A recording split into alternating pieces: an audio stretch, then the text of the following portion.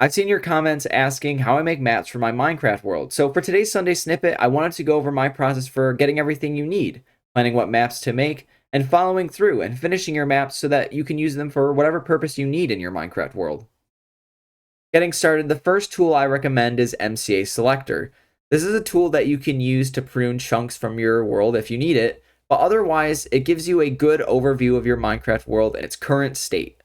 Chunk base is a tool you might opt to use, but this will show you your world as it was generated, which can make locating things that you've built kind of difficult. So I recommend that you use MCASelector for the reason I listed earlier before, but it will make it really easy to take a screenshot of your Minecraft world. All you have to do is zoom out. You might want to turn off the grid settings so that those aren't visible, but otherwise you zoom out, take a screenshot of your Minecraft world, and you have a picture of all the chunks that you've loaded and the way that you've modified them so that you can actually make a pretty clear map of your Minecraft world. So if you want to, you may opt to edit that screenshot just a little bit more. I've chosen to add fake clouds to my screenshot of the map so that it looks a little bit nicer and so that I can hide the chunks that I didn't actually get a chance to load. But with that screenshot, the only other icons or assets that you might need for your Minecraft map, I personally get from the Minecraft Wiki, and that's really easy to do, so you can just drag and drop onto your map. So now with all of the assets that you have your map, you can go to the Minecraft Wiki to get your other icons. It's time to move forward, and we can discuss the kind of maps that you want to make in your Minecraft world.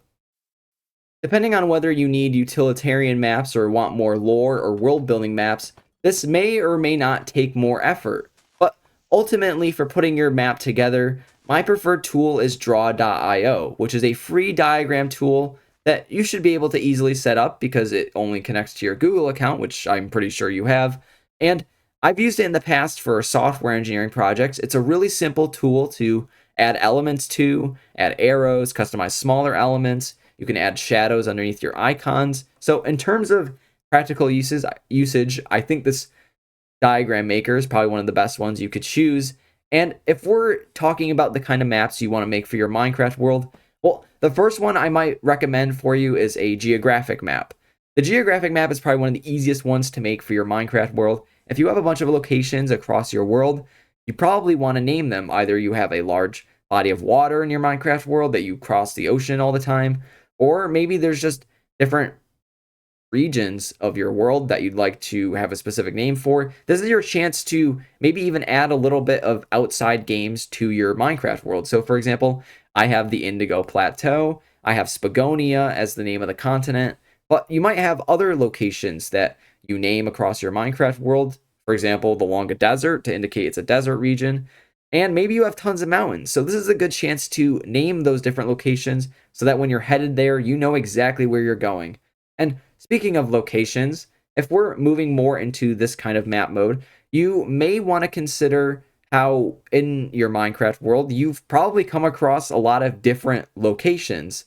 And well, you probably want to chart all those locations, whether you'll come back to them in the future or not. And you might have mods to do this for you. You might have a mini map with a wayfinder, but I prefer to play in vanilla, so that's why I don't mind these external tools. But using a locations map just means that you have a very clear idea of the spots that you've uncovered, the places that you might want to go back to, and places that maybe you want to explore in the future. Draenor Manor, which is a woodland mansion in my Minecraft world, isn't a place that I've visited yet, but, well, I mean, I guess I've been near it, but I haven't visited it yet. And I will want to go to it in the future, but today isn't that day. And moving on, I think the most useful map mode for your Minecraft world is the Nether Routes map.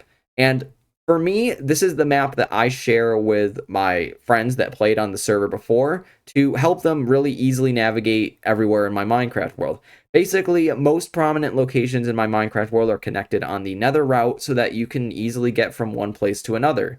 Hopefully that doesn't mean that it's a result of you dying that you need to get from one place to another in Minecraft, but if you do need to do that, it's really simple to find where you are and get from one point to another. And going from the Nether map to maybe some more world building-esque maps, if you have a bunch of villages in your Minecraft world, you might want to consider connecting them into a larger cultural sphere. Or maybe you have a trail ruin that's adjacent to a couple villages, and you'd like to incorporate them all together. Well, a culture map is a really good way to distinguish this and identify it in your Minecraft world. And you can give your cultures interesting names. Again, some of the names that I've chosen are honestly totally random. Ublek and Iokian are random culture names, but they're honestly kind of satisfying to say, so that's why I gave them those names. But the idea with these culture maps is that you can unify larger spheres in your Minecraft world that maybe you want to have different building styles for, or maybe you just have different regions of your world you want to designate as such. But these culture maps are a good way to do that by connecting other structures together in a larger sphere. And moving on from culture maps, maybe you want to lean a little bit more into that world building scene than that. I have a language and religion map mode to kind of more convey the more specific parts of that culture in my Minecraft world. So, language, for example, just for now identifies the location of the origination of the language, as well as a Rosetta Stone, which is a structure I have yet to build.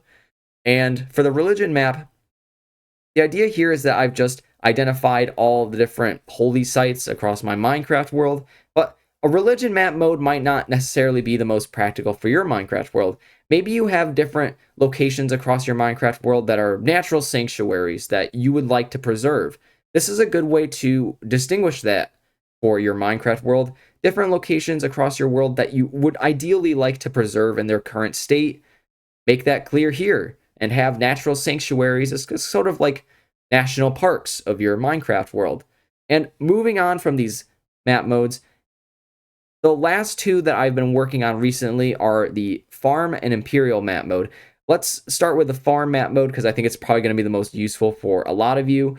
If you're finding yourself having a lot of farms across your Minecraft world, whether that's wool farms from different sheep colors, whether it's iron farms, whether it's lava generators, there's lots of different farms across your Minecraft world that you'd probably like to easily identify so that when you're going from place to place, you don't have to consciously think about where your different farms are. And especially if you have had a multiplayer experience on your server, then there's a good chance that there's a lot of farms scattered across the world. So it is really worth considering identifying these different farms. Maybe it's different wool colors, maybe it's different kinds of resources that you're generating. If you identify these across your Minecraft world, it'll just be a lot easier to find everything you need. And the Imperial map for me is kind of just more of like it's not super practical because I'm the only empire in my Minecraft world, but should there ever be other empires or other connected spheres, I did want to include that map just in case that happens. But if I can tie everything together, hopefully I've given you the tools to get all the resources you need to build maps for your Minecraft world. I've given you draw.io as my preferred diagram making tool, and I hope you've considered a different combination of maps for your Minecraft world, whether they be all practical, whether they be all world building, whether they be somewhere in between that. I think that making maps for your Minecraft world is just ultimately going to be helpful in determining what kind of projects you want to do in the future, finding areas of your world that are lacking in current development, and, well, making it a lot easier to determine what you want to do next because, well, there's a lot of places you can go in your Minecraft world now that you have a clear map showing you everything.